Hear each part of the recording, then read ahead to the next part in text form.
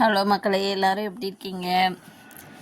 வாங்க இன்றைக்கி chicken gravy எப்படி வைக்கிறதுன்றதை பார்க்கலாம்.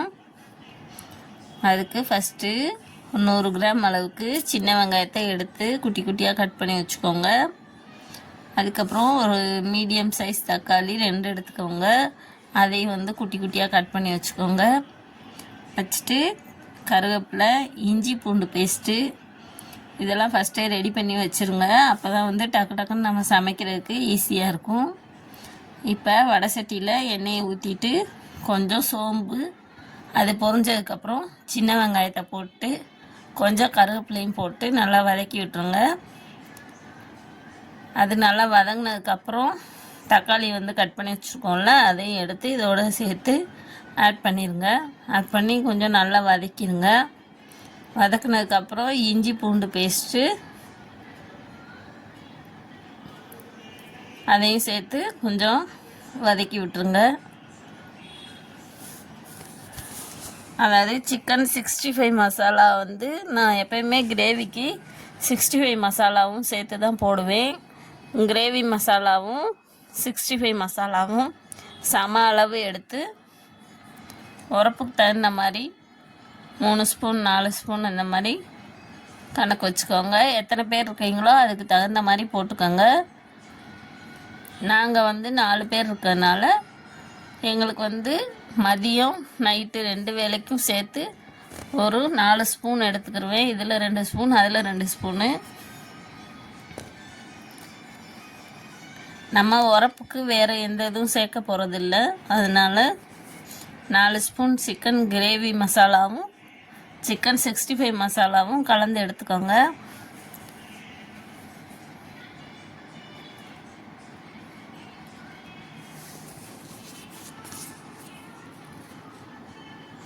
நல்லா தக்காளி வதங்கினதுக்கப்புறம்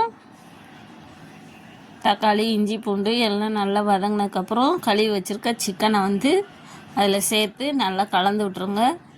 கலந்ததுக்கப்புறம் நம்ம வச்சுருக்க அந்த மசாலா பொடியை அதில் அப்படியே போட்டு அதையும் சேர்த்து கிண்டி விட்டுருங்க.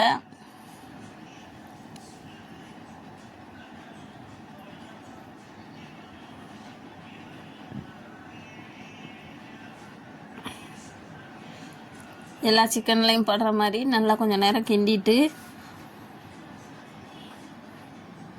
அதுக்கப்புறம் கொஞ்சம் தண்ணி ஊற்றிடுங்க.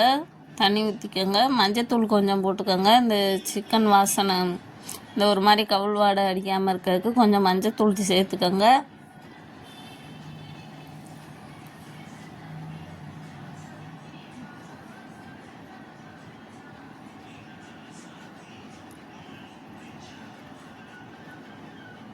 நான் ஒரு கையிலே வீடியோ எடுத்துக்கிட்டு ஒரு கையிலே சமைக்கிறதுனால உங்களுக்கு இப்படி தெரியுது.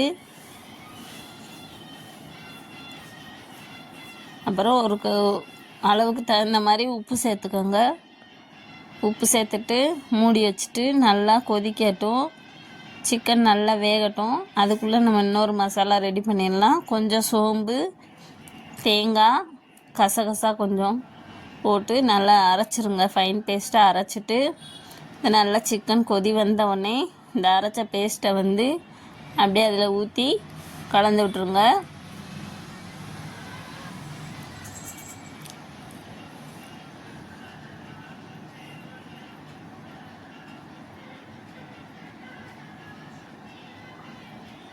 இது நல்லா கொதி நல்லா வத்த விட்டு எடுத்திங்கன்னா நல்லா சிக்கன் கிரேவி ரெடி ஆயிரும்.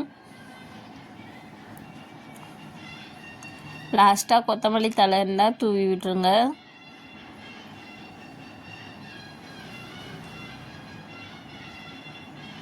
இதை சாதம், இட்லி, தோசை எதுக்கு வேணால் ஊற்றி சாப்பிட்டுக்கலாம். உங்களுக்கு குழம்பு மாதிரி வேணும்னா கொஞ்சம் தண்ணியாக வச்சுக்கோங்க. நல்லா கிரேவி மாதிரி வேணும்னா இன்னும் கொஞ்சம் நல்லா வற்ற விட்ருங்க.